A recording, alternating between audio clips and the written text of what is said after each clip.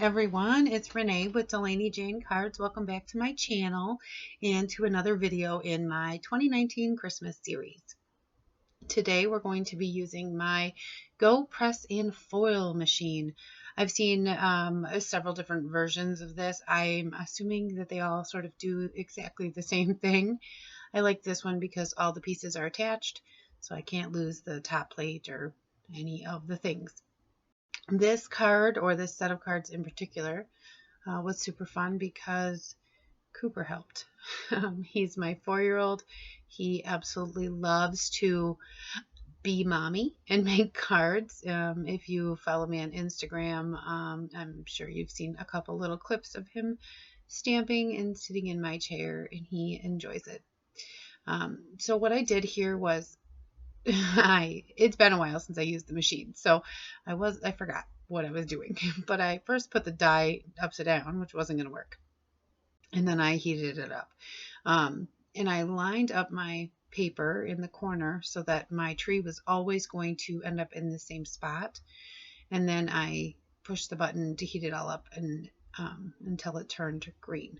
And then I ran it through my machine and used some card, or no, that's typing paper, a bunch of it, to see if I could get the proper shim for it, and then waited till it cooled down and pulled it off, and oh, look at how terrible that is. So I just flipped it over because I'm not wasting that piece of cardstock. There's no reason for it, and brought my little Go Press and Foil maker thing back and let it heat up again and ran it through. And this time I used more shims, and I ran it through a few times to get the pressure on there. And then I crossed my fingers and held my breath, and I pulled this off, and oh, look at how pretty. So Cooper decided he wanted to help. Oh, here, we're going to talk about this a little bit. I used my pokey tool thing to scratch off the foil that was in the places that I didn't want it. You'll see this turns out to be absolutely unnecessary.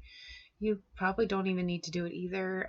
I've seen a lot of people do it, and there really is no reason for it. I will show you a trick. So, and I don't know why I was lining everything up perfect, because I did decide to die cut these. So it didn't matter if the tree was perfect. And then I brought out a white eraser because I'd heard that works too, and I just felt like it smudged or left a not shiny spot on my foil, and that's not what I wanted. So I used this silver cardstock. It's from Michaels. It's the same brand that I get the gold cardstock, and but it feels different. I like it better. So here's Cooper. He decides he's going to help. You'll see his little fingers in and out. So what we did was we counted out how many pieces of foil we were going to need. And I was explaining to him here how we were going to do this.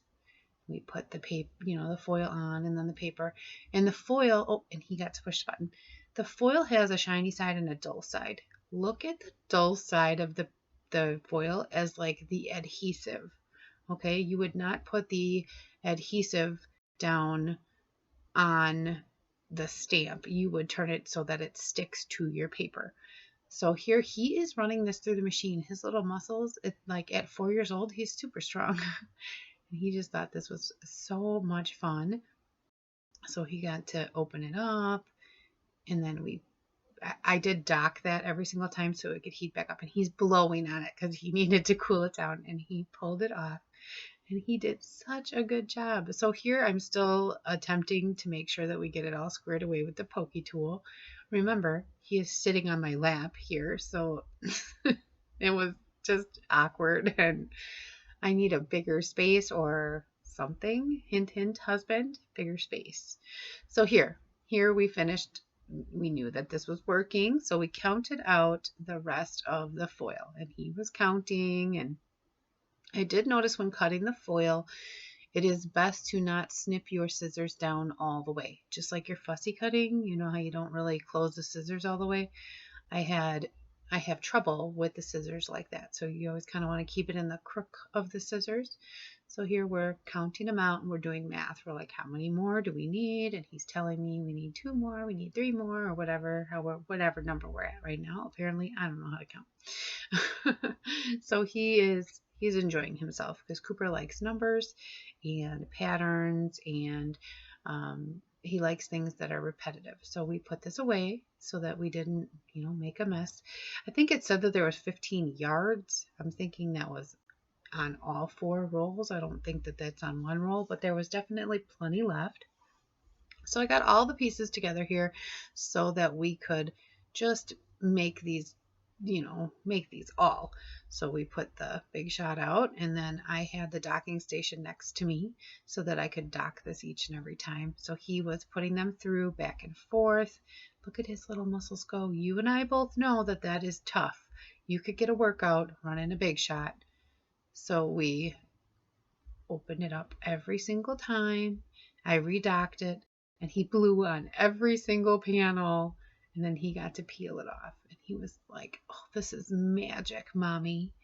He was loving this process. And I did make 12 of these cards. Usually I only make, he was trying to show the camera like the leftovers. And what are we going to do with this? We did save them. I think we're going to find a project for them.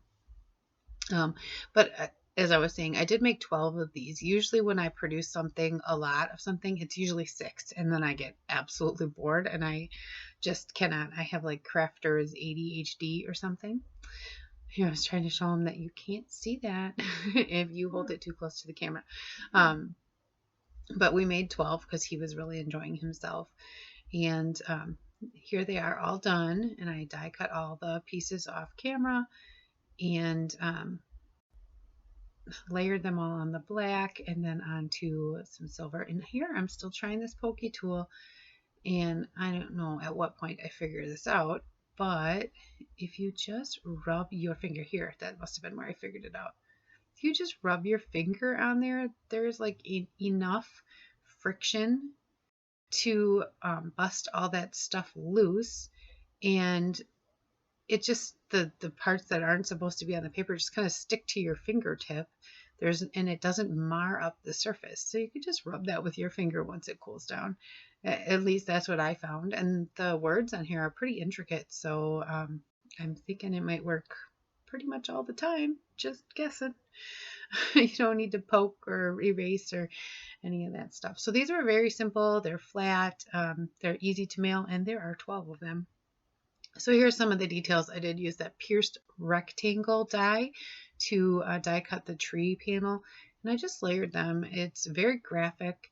The black outlines the green and the black outlines the silver. I think that they would be well received at Christmas time. Like I said, I did make 12, but here's a set of 6. I do appreciate you stopping by for another video in my Christmas series of 2019. And as always, give cards generously. Bye!